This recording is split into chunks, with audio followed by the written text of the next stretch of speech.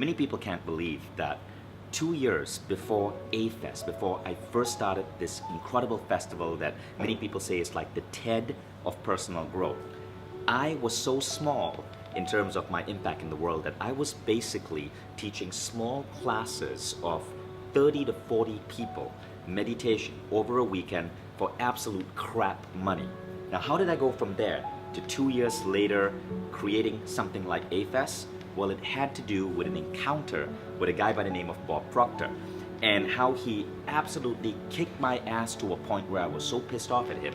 But it led to a disorientation in my mind that sparked an incredible growth. Now, I wanted to share the story with you. I was talking about this on stage recently, and people absolutely loved it, and they thought it was absolutely hilarious. So check this out and see if this sparks an idea within you. 2003, I moved to Silicon Valley. And my whole goal was to make it big in the dot-com industry. And I realized how tough it was. Actually, I moved there in 2001. The dot-com bubble burst that year. I was completely broke. I was sleeping on a couch, was the only thing I could rent.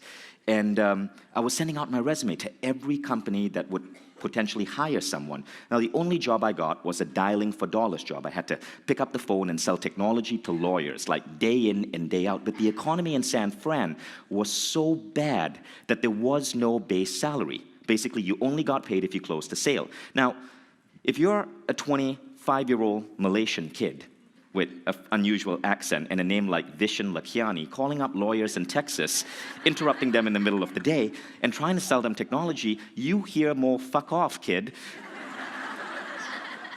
than you would ever expect in any career. So one day, after the 9th lawyer told me to fuck off, I basically went home depressed, and I decided to Google for help. So I Googled, why does life suck so bad? Why are lawyers such dicks? And I'm kidding. I love lawyers. Please don't sue me. And what I found, and what I discovered was a meditation class happening. Now, that class was actually from a very early meditation program. It was called the Silva Method. Some of you might remember it. Was big in the 70s and 80s, and the class was happening in LA. So I flew to LA to attend the class, and I was the only student who showed up. It was really interesting. So it was a 2-day class. The instructor just worked with me in 1 day and taught me all of these different tools for building up intuition, for creative visualization, for connecting with people through energy. And then I started applying that to my calls, and something very interesting happened. So now I want to ask you to just open your mind to what I'm about to say next, okay? So back then, we would go to the San Francisco Public Library, check out the Yellow Pages, and then I would have a territory. My territory was San Antonio and then Portland, Oregon, and I had to call all the lawyers in San Antonio from A to Z. And you had to go one by one by one and scratch off the names on the Yellow Pages, hoping that someone will take your call, right? Someone who was very bored and lonely that day. And I decided to try a different technique. So I used what I learned to go into what is the meditative level of mind. Sometimes they call it the alpha level of mind. And I would tap into my intuition, and then I would just run my finger down the Yellow Pages, and I would get an impulse. It would feel like I was guessing on who to call. And what happened was really interesting. My sales doubled instantly. In 1 week, I doubled my closing rate. And then 1 month later, I started applying additional tools, this time using connection rituals and seeing the lawyer in my mind's eye before picking up the phone, blessing them, connecting to them the way you guys just connected to each other, and asking that if this is in the best interest of everyone concerned, then let it happen, right? Just setting that intention. Once again, my sales doubled. A month later, it doubled again. Before I knew it, in 4 months, I was promoted 3 times, shipped to New York, and made director of sales of the company. I was 26. And now I was all of a sudden running a team of men and women much older than me, because I was able to do so much more because of what I had learned how to use my mind.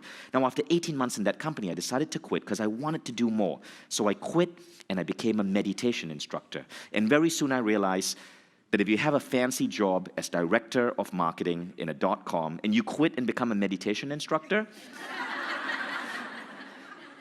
firstly, you should really check with your wife first, because I was married at that point. And secondly, it's one of the fastest ways to go completely broke. And soon I had only $7,000 in my bank account. And my wife, she was European.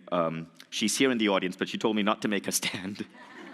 And so because we were living in America, she didn't have a green card. She couldn't get a job. So we had to do something. So I started figuring out how I could use my degree in computer engineering to help my meditation business. I built a website. I started selling CDs. I started building, autoresponders and fancy web pages. And all of a sudden, I was selling out my classes. Then other instructors came and said, "Can you help me?" Then other organizations came and said, "Can you help us sell our CDs?" And so I thought, okay, there's the potential for a business here. So I need to register a name. So I decided I got to be fancy about this. It has to look professional. It has to look serious. So I got online and I found 2 domain names. One was called Mind Valley. Mind, because the program I was selling was the Silva mind control method, right? But then I thought, that sounds so cheesy. I found another domain name I really liked. It was called rainbridgeconsulting.com. Fortunately, like 24 hours later, I decided Rainbridge Consulting sounds really depressing, which is why you're not officially here attending the Rainbridge Consulting reunion, but the Mind Valley reunion. So that's how that happened. Now I want to show you this picture. I want to show you this picture because this is me in 2003. You can see I've just quit my job. I can barely afford pants. And the furniture I'm sitting on, this was furniture we salvaged from the street in New York. New York, very friendly city. If you need furniture, just walk out to the street. People put out their every year, IKEA comes up with a new line, and then the previous line is left out on the street. So this is the IKEA 2002 collection. I'm serious. You can look that up. This is called the LACK, L-A-C-K, table. Even the naming of it, lack, signifies the lack of abundance you need to sit on it. And I'm serious, it's actually called the LACK, L-A-C-K, go Sweden. So that was me, 2003. And then I started teaching meditation. And this was the apartment that the first Mind Valley website went off. If you live in New York, you might recognize this. This is the Playwrights Tavern. It's on 8th Avenue and 46th Street. And I had this apartment above the Playwrights Tavern. This is in Times Square, not Disney Times Square like today. I'm talking about strippers and crack Times Square of 2003, before Disney took over. 2 years before I moved into that apartment, that was my window. It was behind that window that the first Mind Valley website was being built. 2 years before I moved into it, it was a Thai massage parlor. Now, if you live in New York, you know what Thai massage parlor is code word for. So yes, the School for Humanity did start in a former whorehouse.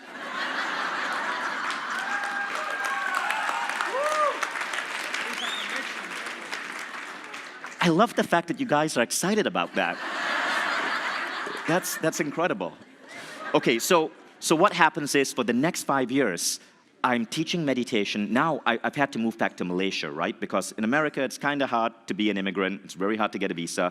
So had to move back to Malaysia. So now we were building up Mind Valley in Malaysia, but we still stayed an American company. Even though I couldn't get a visa and I moved to Malaysia because I registered the company in America, America's been making me pay taxes for the last 15 years.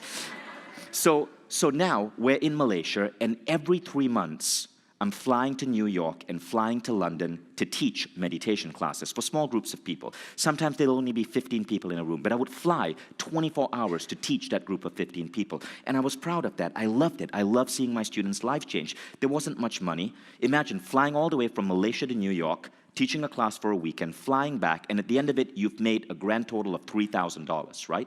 It's not much. But, it gave me a chance to travel, and $3,000 could go far in Malaysia. Now, one day, this was after The Secret had become really big, and Bob Proctor, who was on The Secret, had become a superstar. Someone introduced me to Bob Proctor and told him that I was really good at building websites. So Bob Proctor contracted me to build his website. So I got to know Bob Proctor. He became an inspiration. And what happened was, in 2008, now remember, I'd now been teaching meditation for 5 years, not much money. I was further in debt than I would be if I'd never started Mindvalley and just stuck to a regular job. How many of you guys know that struggle, right, as a teacher, as a healer, as a coach? So 2008, I'm in London, and Bob is finishing a big seminar, and it's lunchtime, and he's having lunch, and he knows I'm. Then he's like, hey, Vishen, come over, let's say, and just say hi during my lunch break. So I show up, and Bob Proctor asks me, by the way, you guys all know who Bob Proctor is, right? Famous author. So he says, so what brings you here? So I'm really proud of myself. I'm like, well, Bob, I teach this class on meditation. I'm going to have 40 students in a room today. I flew all the way from Kuala Lumpur, Malaysia. I'm going to be facilitating the Silva Method class. And Bob Proctor asks me, that's fantastic. How much are you earning from this class? And I go, well, I can tell you, Bob, I'm going to go home with $5,000 profit, $5,000. Now, to me, that was a big deal. $5,000 goes really fine in Malaysia. That's like 3 months' salary. And Bob said, are you kidding me? And Bob Proctor's got this really stern face and this really, really like intense voice. It was more like, are you kidding me? Then he does the Bob Proctor scowl. And I'm like, no, seriously, Bob, that's what I'm doing. I teach meditation now. I don't just build websites, I can teach. And Bob says, wait, you're telling me that you left your wife, you left your 1-year-old baby boy to hop on a flight for 22 hours from Kuala Lumpur, Malaysia to London, just so you could touch the lives of 40 people on a weekend, and then travel all the way back. I hope you're going business class. Then he looks at me and he goes, you're a traveling coach, aren't you? And he does that face again. And then I'm like, yeah, I'm traveling coach. If I travel business class, I would make no money at all. And Bob goes, Vishen, Vishen, Vishen. And now he touches his face. So I knew something is coming. He says, you really think small. I would never do what you're doing. You gotta dream bigger, son. And he looked at me with complete disappointment. And I was pissed off. I'm like, screw you, mister. I'm the big deal guy in The Secret with your fancy suits and your awesome voice and your great smell, whatever cologne you're using. I like what I do. I like what I do. But then I went and I did that class. And the next day I woke up depressed. And I realized Bob was right. For 5 years, I've been doing the same thing, touching 20 people, 40 people at a time. And I was doing like one class every 2 months, right? And I realized I had to think bigger. Now, I went to my Facebook, and I changed the quote on my Facebook. Facebook has a category where you put your favorite quote, and that's what I put down. It's a quote from Bob Proctor. The question is not, are you worthy enough to reach your goals? The question is, are your goals worthy enough of you? It's now been 10 years, right? I haven't touched it. That is still the quote you will see on Vishen Lakhiani's Facebook. But I put it up. And I did something else. I quit. That was the last time I taught a meditation class. I just quit. I gave it up completely, 100%. I never did it again because Bob Proctor was right. I started dreaming bigger and bigger and bigger. And every time I would hit one of those big dreams, I would do the next thing. And that's how Mindvalley became a company obsessed with touching 1 billion lives, shifting the course of history. It's why we set a goal to create the best learning technology in the world. It's why we started deciding that we were going to be so much bigger than just me teaching 20 people in a room meditation. We wanted to assemble all the greatest teachers on earth. It's why we decided to invest in technology and build really cool learning applications like Quest. It's why we launched A-Fest.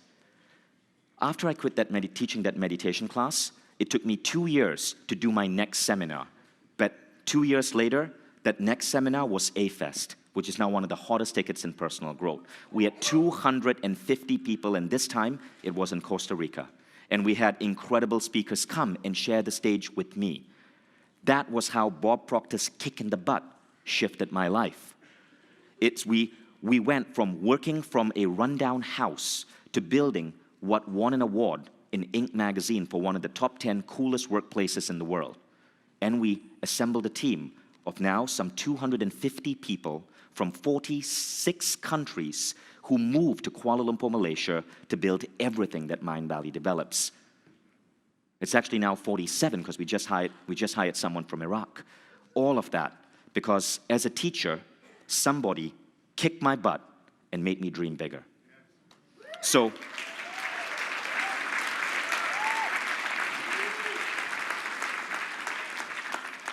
I went from building this up in a former whorehouse in Times Square to an Inc. magazine, one of the world's top 10 coolest workplaces in the world.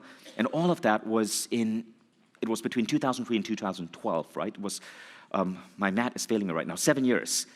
And I believe that that's something that all of us should aspire to, because the world needs teachers, the world needs people to spread these enlightened ideas, which I hope there's a lesson there for anyone here who's gone through that same struggle I've experienced. If you know what I'm talking about, raise your hand and make some sounds.